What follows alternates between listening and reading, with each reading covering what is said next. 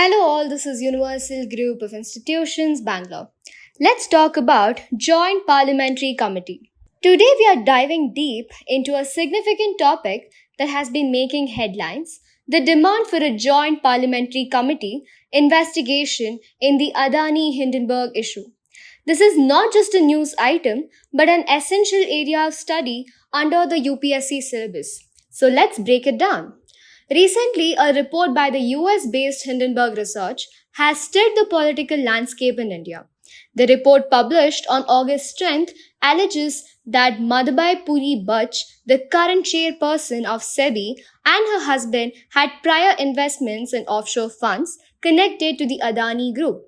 Hindenburg claims that these investments have resulted in a conflict of interest, particularly affecting SEBI's investigations into allegations of market manipulation by the Adani Group. In Jan 2023, Hindenburg had already raised concerns about the Adani Group's use of tax havens and its high debt levels.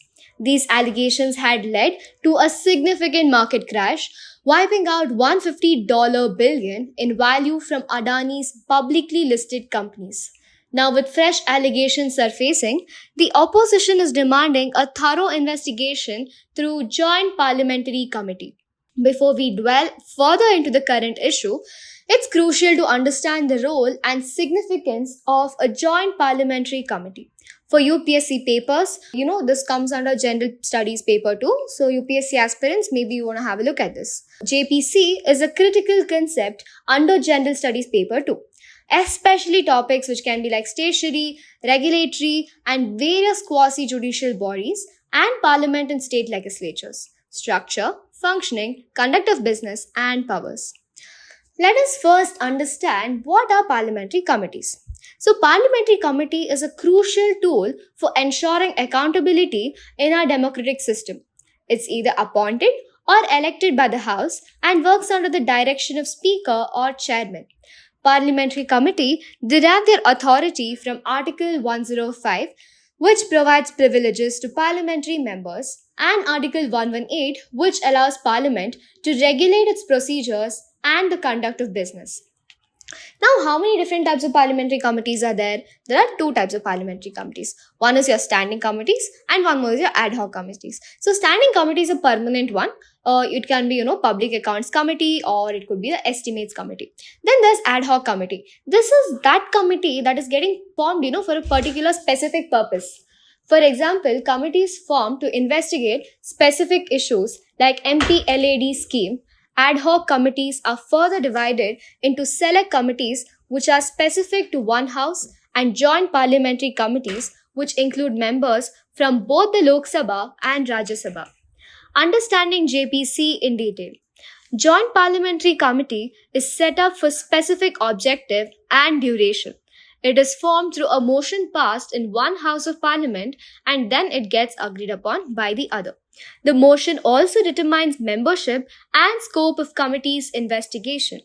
JPC have been found to be formed in the past for so many other issues, which could be Bofors contract, stock market scams, pesticide residues in soft drinks, and many, many more.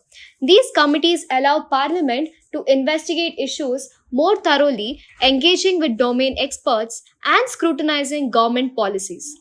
Now, coming back to the Adani Hindenburg issue, the opposition's demand for a JPC stems from the need for a transparent and unbiased investigation. The allegations against SEBI's chairperson have raised concerns about the regulatory body's ability to impartially investigate the Adani Group.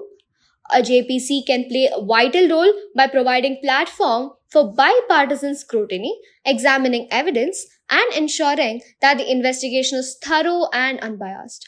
However, it's important to note that while JPC have persuasive value, their recommendations are not binding on to the government.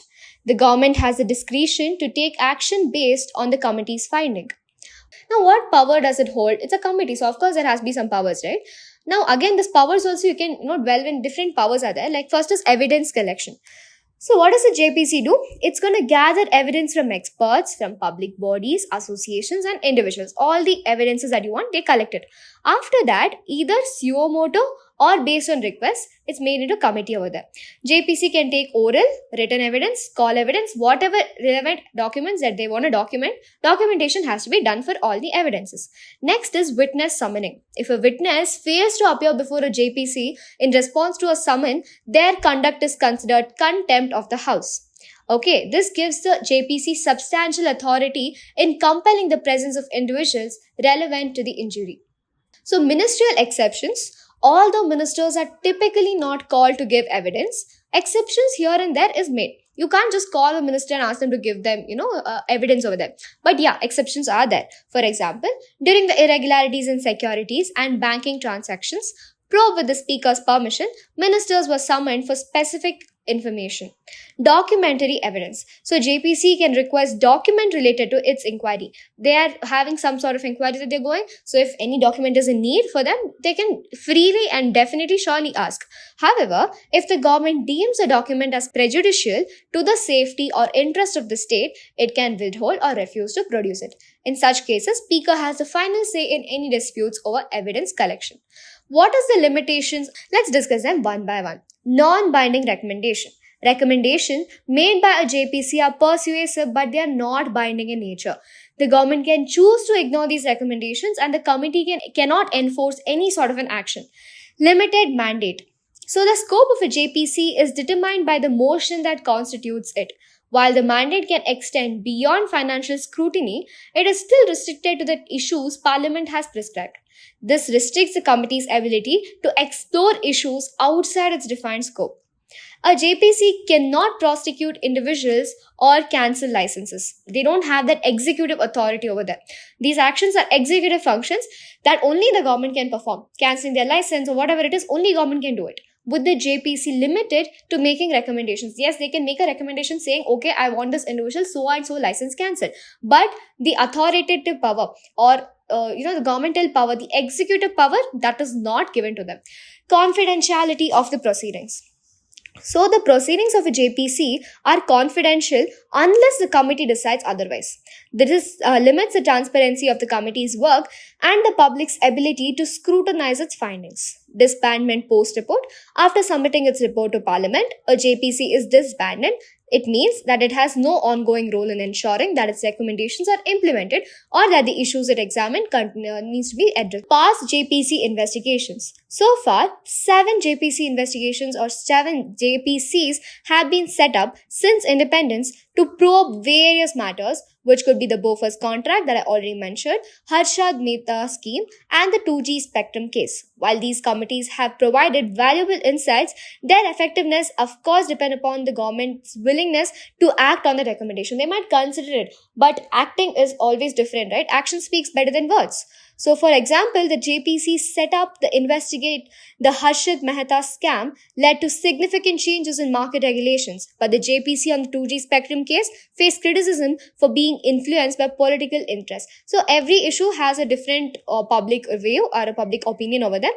So, conclusion is that the demand for a JPC in Adani Hindenburg issue highlights the critical role these committees play in ensuring a democratic oversight.